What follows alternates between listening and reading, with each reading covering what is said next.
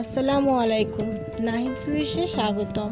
আজ আমি বানাবো তালের বড়া পিঠা। এখানে 1.5 কাপ পরিমাণ তালের কাঠ, একদম পানি ছাড়া সরাসরি কাঠ নেওয়া। তালটা খুব মিষ্টি, তবু আমি এখানে 1 কাপ পরিমাণ চিনি দিয়ে চিনি আর তালটা ভালো করে ফেটে নেব।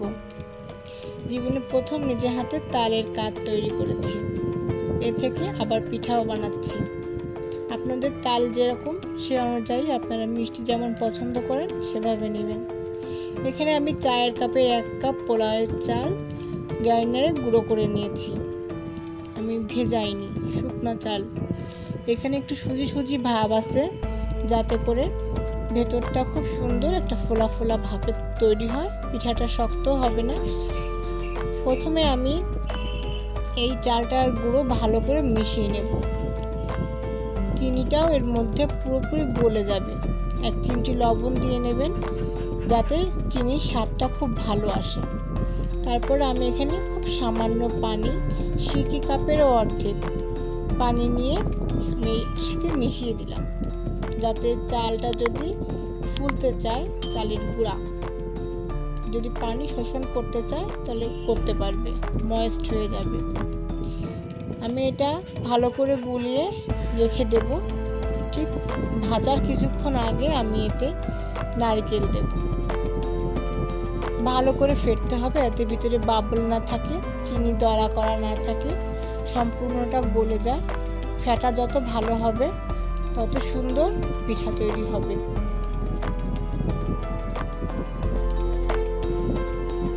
ভালো করে ফেটা হয়ে গেলে আমি একটি ঢাকনা দিয়ে 2 ঘন্টার জন্য রেখে দেব।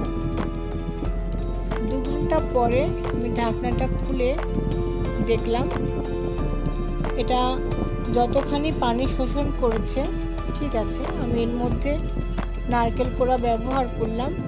নারকেল কোড়া খুব অতিরিক্ত কেউ দেবেন না, দিলে দেখা যাচ্ছে পিঠার পানিতে তেলে যখন পিঠা ছাড়া হবে তখন ওটা খুলে খুলে যেতে পারে।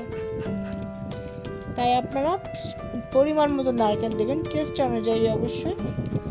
এরপরে আমি এখানে সিকি কাপের একটু বেশি, 2 টেবিল চামচ বেশি, কারোর কম বেশি লাগতে পারে, ময়দা দিয়ে আমি এটার বাইন্ডিং যাতে খুব ভালো হয় সেই চেষ্টাটাই করছি। তাকিয়ে দেখে গোলাটা কতটা ঘনত্ব আপনারা বুঝে নেন। এমন করে ভালো করে খামিরটা তৈরি করতে হবে যেন এর মধ্যে কোনো দলা দলা আটা না থাকে। এরপরে আমি এখানে 1 টেবিল চামচ সাদা তিল দিয়ে দিলাম। এটা এক্সপেরিমেন্টাল, আমি যে ভাবতে চাচ্ছিলাম যে তিল ভিতরে দিলে মুখে পড়লে কেমন লাগে দেখার জন্য, আপনারা স্কিপ করতেই পারেন। একটা কড়াইতে আমি তেল ভালো করে গরম করে নিচ্ছি। গরম হয়েছে কিনা দেখার জন্য একটু তালের কাঠ দিয়ে দেখে নিলাম যেটা কি অবস্থা। এরপরে আমি এখানে অল্প অল্প ছোট ছোট করে বড়া ছাড়বো। আপনারা যে যেভাবে পারেন ছাড়তে পারেন, চাইলে কেউ চামচ দিয়েও করতে পারেন, নিজের সুবিধা অনুযায়ী ছোট ছোট করে দেবেন, কারণ এটা ভাজার সময় একটু ফুলে ওঠে। আর অল্প অল্প করে ভাজবেন যেন ভেঙে না যায়। একবারে গাদাগাদি শাঁসাশি করে দিলে অনেক সময় ভেঙে যাওয়ার সম্ভাবনা বেশি থাকে, গায়ে গায়ে লেগে যায়। মাঝে মাঝে হালকা হালকা নাড়িয়ে দেবেন।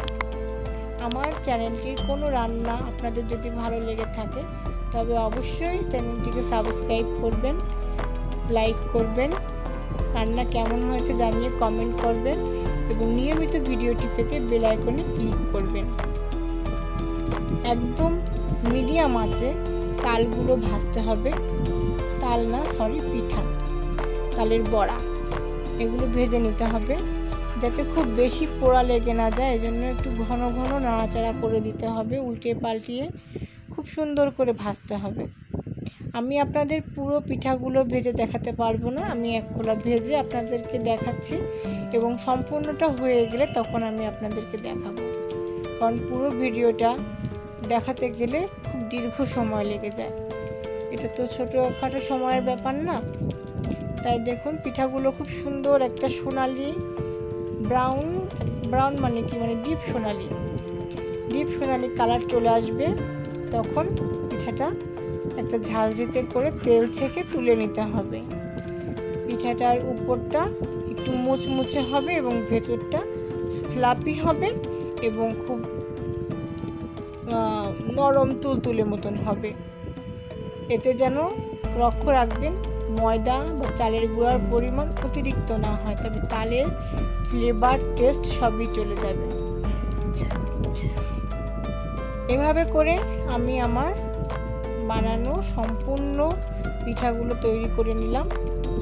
বারবার করে দেখুন পিঠাগুলোর কালার কত সুন্দর, ঘ্রাণটা আমি পাচ্ছি, আপনারা পাচ্ছেন না। আপনারা বানিয়ে নিলে অবশ্যই ঘ্রাণ পাবেন এবং বানানোর পর আমাকে জানাতে ভুলবেন না। ভিডিওটি দেখার জন্য ধন্যবাদ সবাইকে।